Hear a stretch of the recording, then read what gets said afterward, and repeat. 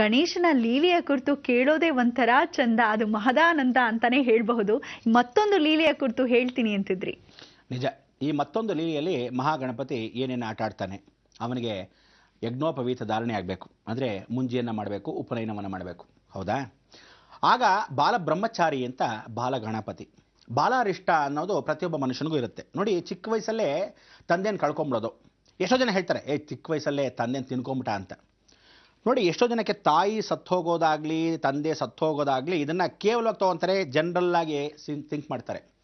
ಒಂದು ಜಾತಕದಲ್ಲಿ ಏನು ಹೇಳುತ್ತೆ, 5 ಗ್ರಹಗಳು ಒಂದೇ ಮನೇಲಿ ಕೂತ್ಕೊಂಡಾಗ ತಂದೆ ತಾಯಿಗೆ ವಿಭಿನ್ನವಾಗಿರ್ತಕ್ಕಂಥ ದೋಷಗಳು, ತಂದೆ ಸಾಯ್ಬೋದು ಇಲ್ಲ ತಾಯಿ ಸಾಯ್ಬೋದು, ಇಲ್ಲ ಆ ಮಗುವಿಂದ ದೋಷವೋ ದೋಷ, ಹುಟ್ಟದಾಗಿಂದ ದರಿದ್ರ ಅಂತ.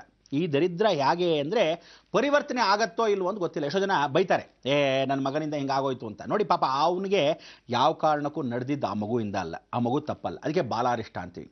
ಈ ಬಾಲಾರಿಷ್ಟದಲ್ಲಿ ಬಾಲಗ್ರಹ ದೋಷವನ್ನು ಹೋಗೋಕ್ಕೆ ರಾಹುಕೇತುಗಳೇ ಕಾರಣ. ಈ ರಾಹುಕೇತುಗಳು ಏಕಚಿತ್ತದಿಂದ 5 ಮನೆಯಲ್ಲಿ ರಾಹುಗಳು ಏನು ಮಾಡ್ತಾರೆ, ಎಲ್ಲ ಗ್ರಹಗಳನ್ನ ಆಕರ್ಷಣೆ ಮಾಡೋದು, ಇಲ್ಲ ಕೇತು ಎಲ್ಲ 5 ಗ್ರಹಗಳನ್ನ ಆಕರ್ಷಣೆ ಮಾಡಿ ಇಟ್ಕೊಂಡ್ಬಿಟ್ಟಾಗ ಈ ರೀತಿ ದೋಷಗಳು. ಕೇತುವನ್ನು ಆಕರ್ಷಣೆ ಮಾಡಿಕೊಂಡಾಗ ಖಂಡಿತವಾಗ್ಲೂ ತಂದೆ ತಾಯಿನ ಸಾಯಿಸ್ಬಿಡುತ್ತೆ. ರಾಹುನ ಆಕರ್ಷಣೆ ಮಾಡಿದಾಗ ಇದರಷ್ಟು ಲೋಫರ್ ಮಗು ಇನ್ಯಾವುದೂ ಇರಲ್ಲ. ಅಂದರೆ ನೋಡಿ, ಚಿಕ್ಕ ವಯಸ್ಸಿಗೆ ಏನಾಗ್ಬಿಡುತ್ತೆ, ಮಗು ದೊಡ್ಡ ಫ್ರೆಂಡ್ಶಿಪ್ ಮಾಡ್ಕೊಳುತ್ತೆ. ನನ್ನ ಮಗ ಸಿಗರೇಟ್ ಸೇರ್ತಿರ್ತಾನೆ, ಕೊಡಿ ಒಂದು ನಿಮಿಷ ನೋಡ್ಕೊಳ್ತೀನಿ ಅಂತ ಚಿಕ್ಕ ವಯಸ್ಸಲ್ಲೇ ಅದನ್ನು ಕಲಿಯೋಕ್ಕೆ ಅವಕಾಶಗಳು ಮಾಡ್ಕೊಳುತ್ತೆ. ಇಲ್ಲ, ನನ್ನ ಮಕ್ಕಳು ಏನೇನೋ ನೋಡ್ತಿರ್ತಾರೆ, ಫಿಲ್ಮು ಏನೇನೋ ಮಾಡ್ತಿರ್ತಾರೆ, ಕಾಲೇಜ್ ಹುಡುಗರು ಪುಂಡ್ರು ಪೋಕ್ರುಗಳು, ಇದನ್ನು ಕಲಿಯೋಕ್ಕೆ ಅವಕಾಶ ಮಾಡ್ಕೊಳುತ್ತೆ. ಇದೆಲ್ಲ ರಾಹು ಗುಣಗಳು. ಅದಕ್ಕೆ ಚಿಕ್ಕ ಮಕ್ಕಳ ಮುಂದೆ ಏನೋ ಮಾಡಬೇಡಿ, ಗಂಡ ಹೆಂಡ್ತಿರೋ ಸುಮ್ಮನೆ ಜಗಳ ಮಾಡ್ತೀರಾ ಬಟ ಬಟ ಬಟ ಬಟ ಅಂತ.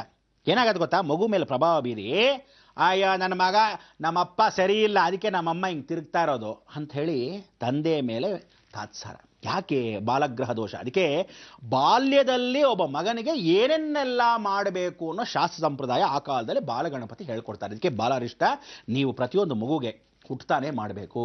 ಮಾಡದಿದ್ದರೆ ಈ ಥರ ಬಾಲಗ್ರಹ ದೋಷಗಳು ಬರುತ್ತೆ. ಬಾಲಾರಿಷ್ಟವನ್ನು ಬಾಲ ಅರಿಷ್ಟ ಅಂತ ಕರಿತೀವಿ. ಅದಕ್ಕೆ ಬಾಲಹರಿಷ್ಟವನ್ನು ಪರಿವರ್ತನೆ ಮಾಡ್ಕೊಳ್ಳೋಕ್ಕೆ ದೋಷಗಳಿಗೆ ಮಹಾಗಣಪತಿ ಮುಖಾಂತರನೇ ಮಕ್ಕಳಿಗೆ ವಿಶೇಷವಾಗಿ ಪೂಜೆ ಪುನಸ್ಕಾರವನ್ನು ಮಾಡ್ಕೋಬೇಕು. ಬ್ರಾಹ್ಮಣರಲ್ಲಿ ಏನು ಮಾಡ್ತೀವಿ, ಎಲ್ಲರಿಗೂ ಏನು ಮಾಡ್ತೀವಿ, ಪ್ರತಿಯೊಬ್ಬರಿಗೂ ನಾಗ ಯಜ್ಞೋಪವೀತ ಧಾರಣವನ್ನು ಮಾಡ್ತೀವಿ. ಬೇರೆಯವರಿಗೆಲ್ಲ ಏನು ಮಾಡ್ತೀವಿ, ಉಡ್ದಾರ. ಅದಕ್ಕೆ ಕೆಲವರಿಗೆಲ್ಲ ನೀನು ಜನವಾರನ ಉಡ್ದಾರ ಅಂತ. ಬ್ರಾಹ್ಮಣ ಅಂದರೆ ಜನವಾರದವನು ಅಂತ, ಉಡ್ದಾರ ಅಂದರೆ ಎಲ್ಲ ಜನಗಳಾಗಿರ್ತಕ್ಕಂಥವನು, ಕ್ಷತ್ರಿಯ, ಸಾಮವೇದ, ಅಥರ್ವವೇದ, ಶೂದ್ರ ಅಂತ. ಈ ರೀತಿ ಎಲ್ಲರಿಗೂ ಪರಿವರ್ತನೆ ಉಡ್ದಾರ. ಅದಕ್ಕೆ ಎಲ್ಲ ಗಂಡು ಮಕ್ಕಳು ಯಾರೇ ಆಗಲಿ ಬಂದ್ರೆ ಇಲ್ಲಿ ಉಡ್ದಾರ ಕಟ್ಟಬೇಕು. ಹಸುಗೆ ಮೂಗ್ದಾರ ಹಾಕಲ್ವಾ, ಹಾಗೆ ಅವನಿಗೆ ಉಡ್ದಾರನ ಹಾಕಬೇಕು. ಈ ಉಡ್ದಾರನ ಹಾಕಿದಾಗ ನೋಡ್ಬೇಕು ನೀವು, ಪಿನ್ ಡ್ರಾಪ್ ಸೈಲೆನ್ಸ್. ತಾಯಿ ಹೇಳ್ದಂಗೆ ಮಕ್ಕಳು ಕೇಳ್ತಾರೆ. ನೀವು ಕೇಳಿದ್ರೆ ಏನು ಮಾಡ್ತಾರೆ, ಲಗಾಮ್ ಬಿಟ್ಟ ಹಾಗೆ ಅವ್ನು ಪಾಡ್ಕೊಂಡು ಹೊಡೋದಾಗ್ತಾ ಇರ್ತಾನೆ. ಅದಕ್ಕೆ ಮೂಗ್ದಾರ ಹಿಡ್ಕೊಂಬಂದಾಗೆ ಸೊಂಟಕ್ಕೆ ದಾರ ಹಾಕದೇ ಇದ್ದರೆ, ಮೊದಲೆಲ್ಲ ಏನು ಮಾಡೋರು, ಫಸ್ಟ್ ಕ್ಲಾಸಾಗಿ ಬೆಳ್ಳಿಯಲ್ಲಿ ಉಡ್ದಾರ ಮಾಡ್ತಿದ್ರು.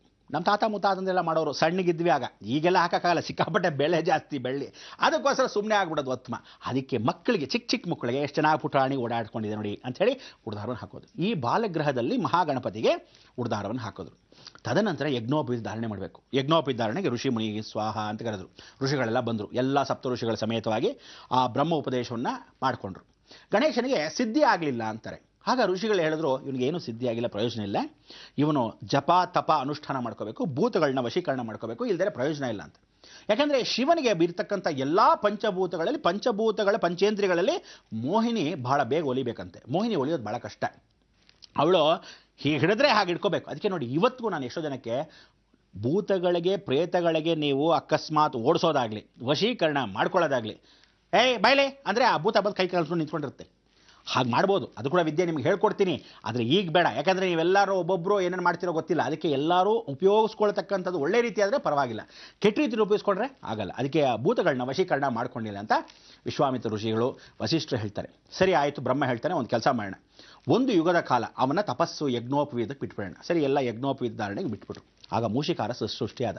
ಆ ಮೂಷಿಕಾಸುರ ರಾಕ್ಷಸನ ಯಾರ ಮುಖಾಂತರ ಸೃಷ್ಟಿ ಅಂದರೆ, ಜಗನ್ಮಾತೆ ಹೇಳಿರ್ತಾಳೆ, ಯಾವತ್ತಿದ್ರೂ ಅವನು ದೈವ ಭಕ್ತ ಅಲ್ಲ, ದೇವಿ ಭಕ್ತ.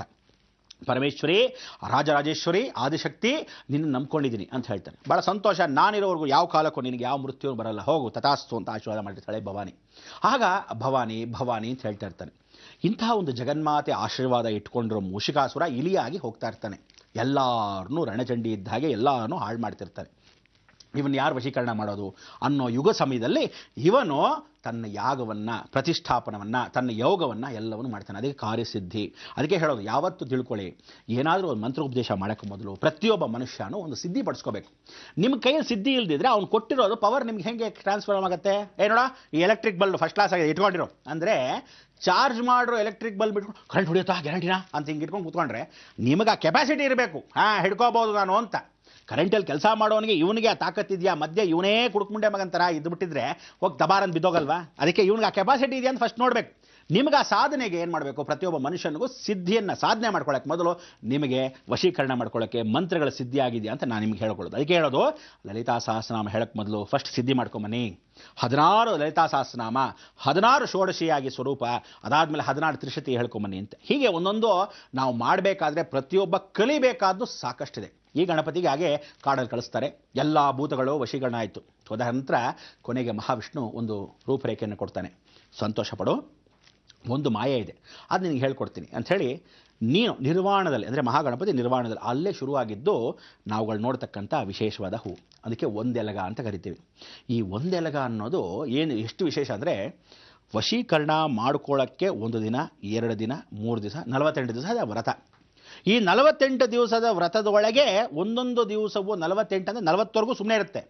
ಇನ್ನು 8 ಇರುತ್ತಲ್ಲ, ಅರಿಮಾ ಸಿದ್ಧಿ, ಮಹಿಮಾ ಸಿದ್ಧಿ, ಗರಿಮಾ ಸಿದ್ಧಿ, ಈ ಅಷ್ಟಸಿದ್ಧಿ ದೇವತೆಗಳು ಒಲಿಬೇಕು. ಆಗ ಗಣಪತಿ ಹೀಗೆ ಕೂತ್ಕೊಂಡು ಒಲಿಸ್ಕೊತಾನೆ. ಅಷ್ಟಸಿದ್ಧಿ ದೇವತೆಗಳು ಬಂದಲ್ಲಿ ನಿಂತ್ಕೊತಾರೆ. ಆಗ ಮೋಹಿನಿ ತನಗೆ ತಾನಾಗೇ ವಶೀಕರಣವಾಗಿ ನಿಂತ್ಕೊತಾಳೆ. ಆವತ್ತಿಂದ ಜಗನ್ಮೋಹಿನಿ ಗಣಪತಿ ವಶ. ಅದಕ್ಕೆ ಇವತ್ತು ನೋಡಿ, ಗಣಪತಿ ತೊಡೆಯನ್ನು ಏನು ಹಾಕ್ಕೊಂಡಿದ್ದಾನೆ? ತೊಡೆ ಭಾಗದ ಕೆಳಭಾಗದಲ್ಲಿ ಅವನು ಹೀಗೆ ಕೂತಿರ್ತಾನೆ ಮೇಲ್ಗಡೆ. ಎಲ್ಲರೂ ಏನು ಮಾಡುತ್ತೆ? ಕಾಲು ಕೆಳಗೆ ಹಾಕ್ಬಿಡೋದು, ಮೇಲೆ ಕೂತ್ಬಿಡೋದು, ಹಂಗೆಲ್ಲ ಮಾಡೋದಲ್ಲ. ಇವನು ಪಾತಾಳದಲ್ಲಿ, ಅಂದರೆ ಭೂಮಿ ಮೇಲೆ ಕಾಲಿಟ್ಟಿರ್ತಾನೆ. ಜಗನ್ಮೋಹಿನಿ ಮೇಲೆ ತೊಡೆ ಇಟ್ಟಿರ್ತಾನೆ. ಆ ಭೂತಗಣಗಳು ಇವನು ಎತ್ಕೊಂಡಿರ್ತಾರೆ, ನಮಗೆ ಕಾಣಲ್ಲ. ಇವ್ರ ಪಾಪ ಏನು ಮಾಡ್ತಾರೆ ವಿಗ್ರಹಗಳನ್ನ ಹೀಗೆ ಅಂದರೆ, ಅವನು ಯಾವತ್ತೂ ಭೂಸ್ಪರ್ಶವೇ ಇಲ್ಲದೆ ಕೂತಿರ್ತಾನೆ. ಬ್ರಹ್ಮಪೀಠದ ಮೇಲೆ ಕಮಲ್ದೂನೆಲ್ಲ ಕೂಡಿಸ್ಬಿಟ್ರೋ ಗಣಪತಿ ತಂದುಬಿಡ್ತೀರ ನೀವುಗಳು, ತಲೆನೇ ಇಲ್ಲ. ಯಾವತ್ತು ಪೀಠದ ಮೇಲೆ ಕೂತಿರ್ಬೇಕು ಗಣಪತಿ, ಸ್ಥಿರವಾಗಿ ಕೂತ್ಕೋಬೇಕು. ಆಗ ನಿಮ್ಮ ವಿದ್ಯಾ ಬುದ್ಧಿ ಎಲ್ಲ ಚೆನ್ನಾಗಿರೋದು. ಇಲ್ದೇ ಏನು ಮಾಡ್ತಾರೆ ಗೊತ್ತಾ? ಓದೋನು ಓದಲ್ಲ, ಓಡೋನು ಓಡೋಗ್ತಾನೆ. ಅದಕ್ಕೆ ಸಿದ್ಧಿಯನ್ನು ಪಡೆಯೋಕ್ಕೆ ಸಿದ್ಧಿ ವಿನಾಯಕ, ಬುದ್ಧಿಯನ್ನು ಪಡೆಯೋಕ್ಕೆ ಬುದ್ಧಿ ಗಣಪತಿ. ಅದಕ್ಕೋಸ್ಕರ ಎಲ್ಲ ಸಿದ್ಧಿಗಳನ್ನು, ಬುದ್ಧಿಗಳನ್ನು, ಅದಕ್ಕೆ ಸಿದ್ಧಿ ಬುದ್ಧಿ ಅನ್ನೋದು ಎರಡನ್ನು ಪಡಿತಾನೆ ಮಹಾಗಣಪತಿ. ಮೊದಲಾಗಿ ಪಡೆದಿರತಕ್ಕಂಥ ಸಿದ್ಧಿ ತಾಯಿಯಿಂದ ಬಂದಿತ್ತು.